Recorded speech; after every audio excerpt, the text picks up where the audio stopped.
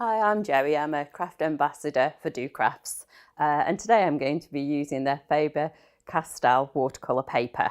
You do need to use watercolour paper for this because we are going to be saturating the paper later on. So for demonstration purposes, I've just used a portion of the butterfly because it would be too time consuming to do the whole thing. So we're using the Winsor & Newton masking fluid. Don't use it in the lid because if it goes in the lid, it makes it difficult to get the lid back off if you've used the lid to use it. So this is a brilliant product. We're going to be using the Colour Shaper, and this has got a silicone tip on the end that moves about. Now, you do get a brush on the other end. I wouldn't advise using the brush with this because it ruins your brushes, basically. Trying to get the masking fluid off a brush is really bad. There's no need to use it. This works absolutely perfect, as I will demonstrate now.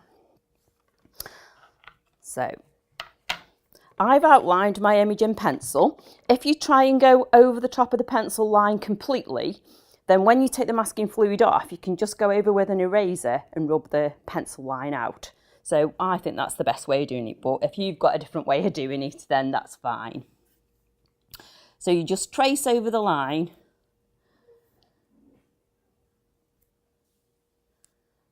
with the masking fluid. So the important thing about this, when you've finished doing your masking, you must let it thoroughly dry. If you go in and paint before it's dry and rub the masking fluid off, it will rub the paper off as well. So you've got to wait until it's completely dry. When it dries, it goes kind of shiny and you can see the difference in it. But do just check before you start painting over the top of it. It's quite therapeutic, this, actually. So you don't have to worry about this tip now. You could leave that. When that dries, you can just peel that off, or you can just rub it off now. So there you haven't wrecked your brush. That's brilliant. So now you just put that somewhere flat and let that dry. And then we'll come back and we'll paint. I'll show you the next bit. Right, when your image is completely dry, I've got a palette and I've put some tube watercolour in these. Now I've just got an empty domestic bottle with some water in, and I'll just squirt some in there just to water this down because we want this paint nice and thick, but we don't want just paint directly onto it. So I just get a paintbrush in these and just make sure they're mixed in. If you don't do this, it'll just be water and the paint at the bottom, so you do just need to mix them up. And I like a paintbrush for each colour, just for this. And it doesn't matter what paintbrush you use at all, just use anything you've got. I just need a little bit more water in that one. So just give it a little bit of a mix up. Make sure you get all the pigment. That's it.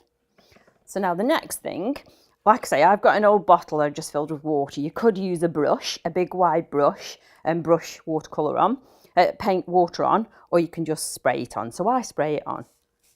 Just watch what's about though, because you could, spray everything.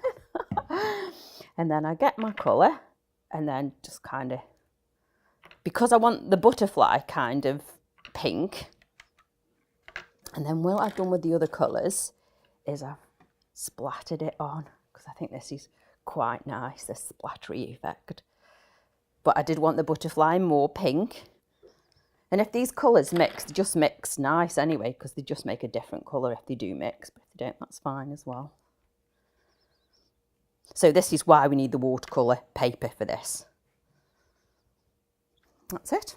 And that's as simple as it is. So all we've got to do there is just let that dry.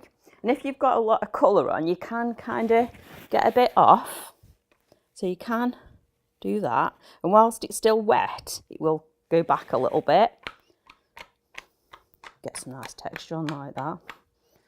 So that'll help it dry a bit quicker as well. So just leave that flat now. Just go away and leave that. Do not try and get that masking fluid off yet, because if you do, it will rip the paper. So just leave that to dry now. Right, so we've let this dry now. So you come back in and you just rub it with your finger, but don't go too hard, just gently. And you can see it's quite good fun, this is, peeling it off. You just rub it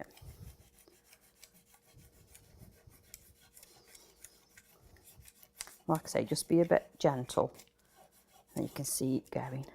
Yeah, that's perfect. I only did this morning, so it isn't like it's been drying overnight, so you haven't got to leave it forever to dry. But it does make a difference in how thick you put it on. So I think that's all off, actually. Yeah, I think that's all off. So that's the finished. Obviously mine's only a portion of the original image, but it was too much to do the whole image, so that just shows you the technique. So I hope you liked the video, and I hope you get to watch some of my other videos. Thank you.